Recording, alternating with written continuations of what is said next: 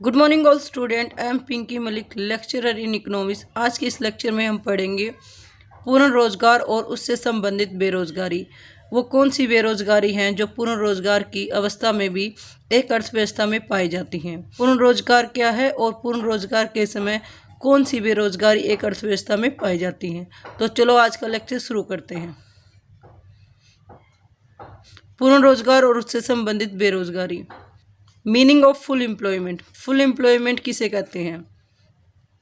Full employment पूर्ण रोजगार से अभिप्राय उस स्थिति से है जिसमें किसी दिए हुए वास्तविक मजदूरी स्तर पर श्रम की मांग श्रम की उपलब्ध पूर्ति के बराबर हो। साधारणतः पूर्ण रोजगार से अभिप्राय एक ऐसी स्थिति से है जिसमें सब लोगों को रोजगार मिल सकता है जो मजदूरी की वर्तमान दर पर काम करने के लिए तैयार है। इसका मतलब पूर्ण रोजगार वह अवस्था है जिसमें सभी व्यक्तियों को रोजगार मिल रहा है जो रोजगार प्राप्त करना चाहते हैं। रोजगार से संबंधित दो बेरोजगारियां। पूर्ण रोजगार की स्थिति में भी कुछ बेरोजगारी पाई जाती है। आधुनिक गत्यात्मक अर्थव्यवस्था यानी कि डायनामिक इकोनॉमी, जबकि अर्थव्यवस्था में लगातार चेंजेस होते रहते हैं।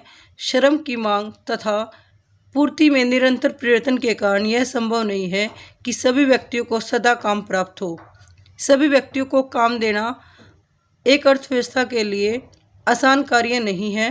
एक अर्थव्यवस्था में होने वाले निरंतर परिवर्तन के कारण यह संभव नहीं है कि सभी व्यक्तियों को सदा काम प्राप्त हो जाए जो काम करना चाहते हो। इसलिए स्पेंसर ने पूर्ण रोजगार की परिभाषा इस प्रकार दी है। स्पेंसर के अनुसार पूर्ण रोजगार वह स्थिति है जिसमें प्रत्येक व्यक्ति जो काम करना चाहता है काम कर रहा है, सिवाय उनके जो संघर्षात्मक एवं संरचनात्मक बेरोजगार हैं। तो अब हम देखते हैं संघर्षात्मक और संरचनात्मक बेरोजगार किसे कहते हैं। संघर्षात्मक एवं संरचनात्मक बेरोजगार व्यक्ति किसे कहते हैं? संघर्षात्मक बेरोजगारी, जिसको हम फ्रिक्शनल अनएम्प्लॉयमेंट कहते हैं। संघर्षात्मक बेरोजगारी एक अर्थव्यवस्था में तब उत्पन्न होती है जब लोग वर्तमान नौकरी को छोड़कर अन्य नौकरी की तलाश में होते हैं। संघर्षात्मक बेरोजगारी एक अस्थायी बेरोजगारी है, यानी कि कुछ समय के लिए ही होती है, जो केवल थोड़े समय के लिए उत्पन्न होती है जब लोग बेहतर नौकरी की तलाश में अपनी वर्तमान नौकरी को छोड़ देते हैं। संरचनात्मक बेरोजगारी, स्ट्रक्चरल अनएम्प्लॉयमेंट। संरचनात्मक बेरोजगारी किसी देश के भौतिक, वित्तीय और मानवीय संसाधनों की कमी से रोजगार के अवसरों में होने वाली कमी को कहते हैं। जब किसी देश के पास इतने साधन नहीं होते कि वह रोजगार का सृजन कर सके तो संरचनात्मक बेरोजगारी उत्पन्न होती है। तो इनको हम डिटेल में कर लेते हैं कि भौतिक, वित्तीय और मानवीय संसाधन किसे कहते हैं। भौतिक संसाधन किसी देश में उपलब्ध परिवहन, बिजली उत्पादन, सूचना जैसे आधारभूत संसाधन को कहते हैं।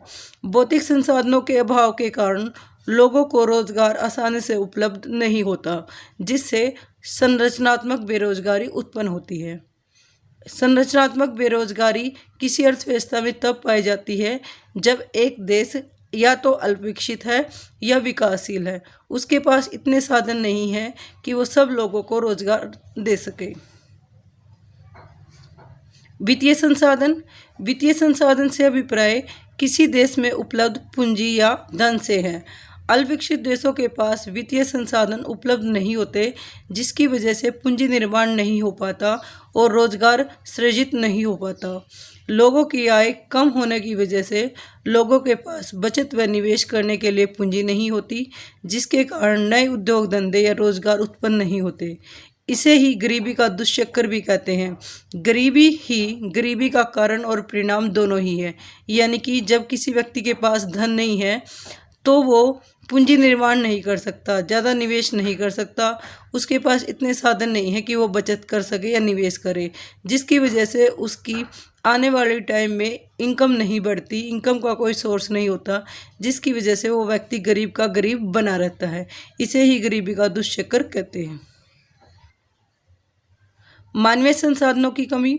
मानवीय संसाधनों की कमी से अभिप्राय है कि कुशल श्रमिक उपलब्ध न होना। एक अकुशल मानव संसाधन न होने की वजह से लोगों को रोजगार नहीं मिलता।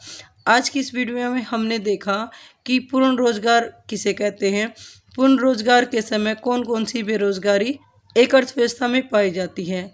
ये वीडियो न केवल 11th क्लास के लिए बल्कि 12th क्लास के लिए भी इम्पोर्टेंट है।